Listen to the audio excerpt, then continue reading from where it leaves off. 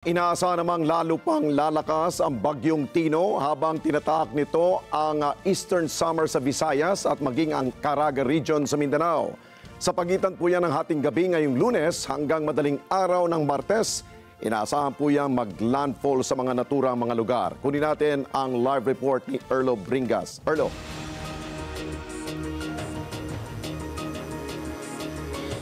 Alex, base sa alas 5 update mula sa Pag-asa, ang sentro ng bagyong Tino ay namataan sa layong 170 kilometers. Silagang hilagang silagan ng Giwan, Eastern Samar. Taglay nitong lakas na hangin na umaabot sa 130 kilometers kada oras malapit sa gitna at bugso ng hangin na umaabot naman sa 160 kilometers bawat oras. Kumikilos ang bagyong Tino hanggang sa kasalukuyan pakanluran sa bilis na 20 kilometro kada oras. Ay patuloy nga itong mag-intensify and before landfall ay maano itong ma-reach yung typhoon category, and hindi din po natin i-rule out yung super typhoon category na ma-reach niya, but either po sa kahit anong intensity, generally mapaminsala na pong hangin yung dala nito ni bagyong Tino. Agad namang itinaas ang wind signal number 4, 2 at 1 sa ilang bahagi ng Visayas, Mindanao at Luzon. Kabilang sa signal number 4 ang Dinagat Islands at Siargao maging ang Bukas Grande Island. Signal number 3 naman ang southern portion ng Eastern Samar, kabilang dyan ang Giwan, Mercedes, Lawaan, Balanginga, Giporlos, Kinapondan, Salcedo.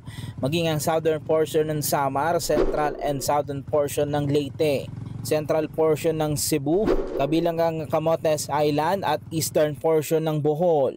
Signal number 2 naman sa ilang bahagi ng Surigao del Norte, maging ang southern portion ng Masbate, central portion ng Samar, ilang bahagi ng Leyte, Biliran, ilang bahagi ng Bohol, ilang bahagi ng Cebu, kabilang ang Bantayan Island, maging ang northern and central portion ng Negros Oriental.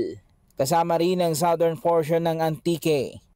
Signal number 1 naman sa northern portion ng Surigao del Sur, northern portion ng Agusan del Sur, northern portion ng Agusan del Norte, Camiguin, ilang bahagi ng Surigao del Sur, central portion ng Agusan del Sur, ilang bahagi ng Agusan del Norte, Misamis Oriental, northern portion ng Bukidnon, northern portion ng Misamis Occidental at northern portion ng Zamboanga del Norte.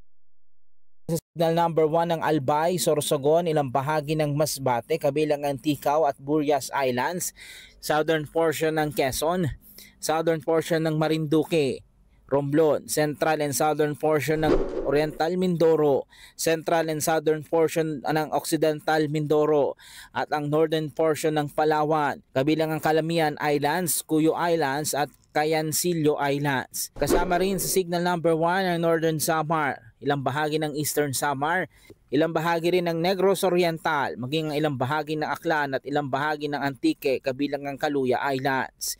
Inaasahan maglalandfall ang bagyong Tino sa pagitan ng hating gabi ngayong Lunes hanggang madaling araw ng Martes sa mga lugar gaya ng Eastern Samar, Leyte o Dinagat Islands. Pagkatapos ito, tatahakin ng bagyong Visayas patungo sa hilagang Palawan bago lumabas sa West Philippine Sea sa araw ng Miyerkules o Huwebes.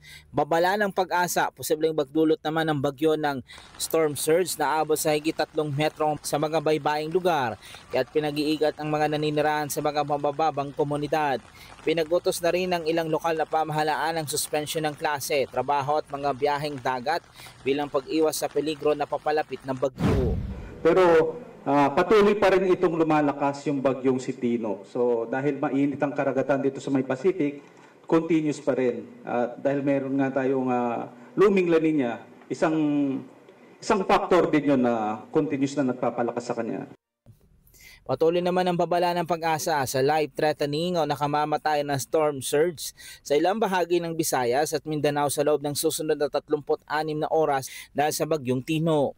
Ayon sa Storm Surge Warning number 5 ng Pag-asa, posibleng umabot sa mahigit 3 metro ang taas ng alon at taas ng tubig dagat sa mga baybayin ng Dinagat Islands, Eastern Samar, Leyte, Samar, Southern Leyte at Surigao del Norte. Samantala, 2 hanggang 3 metro naman ang inaasahan sa Eastern at Northern Samar, Southern Leyte at Surigao del Norte, habang 1 hanggang 2 metro ang posibleng maranasan naman sa iba pang karatig probinsya sa Visayas at Mindanao.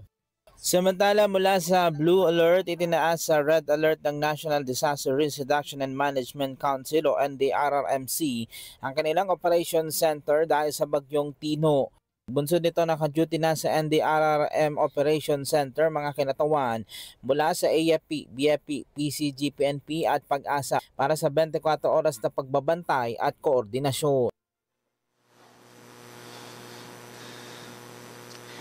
Samantala, Alex, nadagdagan naman yung mga lugar na isinailalim sa Storm Public Warning Signal number 4, kabilang dyan ang extreme southeastern portion ng Eastern Samar, yung Giwa na southern portion ng Leyte at maging yung southern Leyte, Camotes Island at yung northeastern portion ng Bohol. Sa bahagi ng Mindanao, nadagdag din yung Dinagat Island at Siargao at Bukas Grande Island. At bukod dyan kay bagyong Tino ay isang low pressure area na ulit ang patuloy na minomonitor ng Pag-asa. Sa labas naman ng Philippine Area of Responsibility, meron itong katamtamang tsansa lamang na maging isang tropical depression sa loob ng susunod na 24 na oras. Alex. Okay, Erlo, binanggit ba ng Pag-asa DOST na itong si Tino ay batid natin na magla-landfall ito sa Homonhon Island or di kaya diyan sa Dinagat Island? Posible ba itong magkaroon ng multiple landfall?